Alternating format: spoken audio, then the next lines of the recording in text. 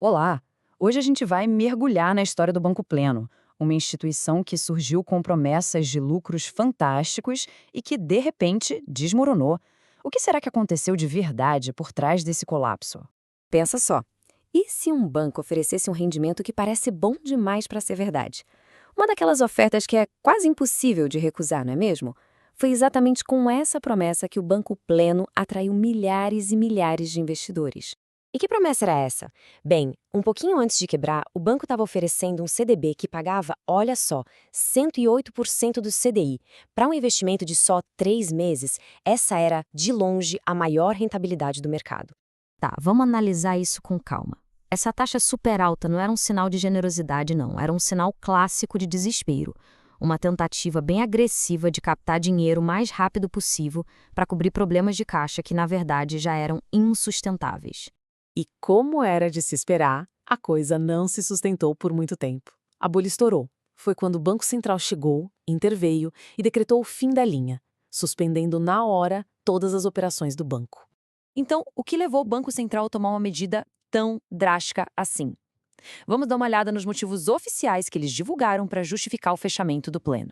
Oficialmente, a história se resume a 3 pontos. Primeiro, finanças comprometidas. O banco simplesmente não conseguia mais pagar as contas do dia a dia. Segundo, falta de liquidez, ou seja, faltava grana em caixa. E terceiro, violações sérias das regras. A diretoria estava ignorando ordens diretas do Banco Central. E só para todo mundo ficar na mesma página, o que é essa tal de liquidez? De um jeito bem simples, é a capacidade que o banco tem de transformar o que ele possui em dinheiro vivo para pagar todo mundo, desde os saques dos clientes até outros credores. Quando isso acaba, o banco quebra. Agora, aqui é que a história fica interessante. Esses problemas técnicos, por mais graves que fossem, eram só o sintoma de uma doença muito, mas muito maior. Eram só a pontinha do iceberg. Conforme as investigações avançaram, uma coisa ficou bem clara. A queda do Banco Pleno não foi um acidente de percurso. Foi, na verdade, a última peça de um dominó gigante de uma fraude que movimentou bilhões. O Pleno estava totalmente conectado a um esquema muito maior, apelidado de Esquema Master. E pasmem, ele foi o 7º banco ligado a esse grupo financeiro a ser liquidado pelo Banco Central. Isso mostra que o problema era sistêmico dentro desse grupo. E qual o tamanho desse rombo todo? As investigações apontam para fraudes com créditos falsos, prejuízos escondidos, que somam a bagatela de 17 bilhões de reais.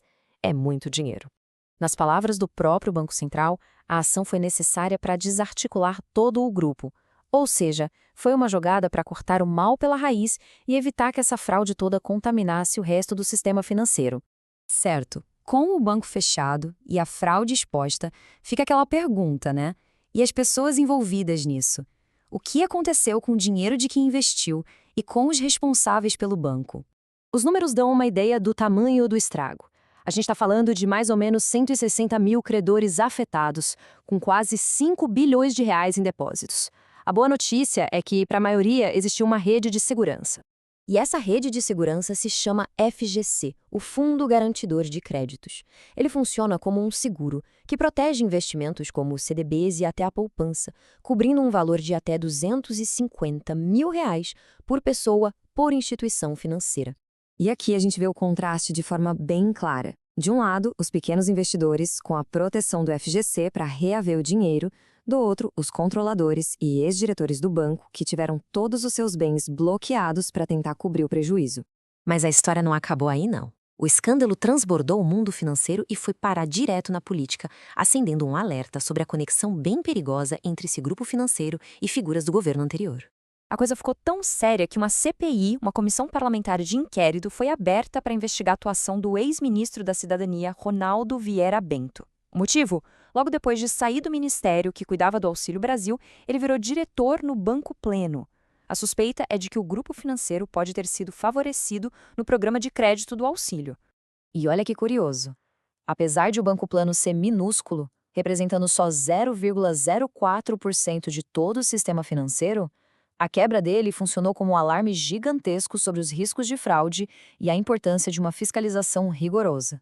Essa ação do Banco Central, aliás, não foi um caso isolado. Ela fez parte de uma iniciativa bem maior, batizada de Operação Compliance Zero.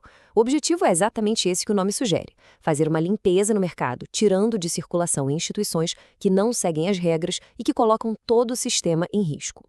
No fim das contas, a história do Banco Pleno deixa uma lição e tanto, né? Quando uma oferta parece boa demais para ser verdade, talvez valha a pena a gente se perguntar: no final, quem é que realmente paga essa conta?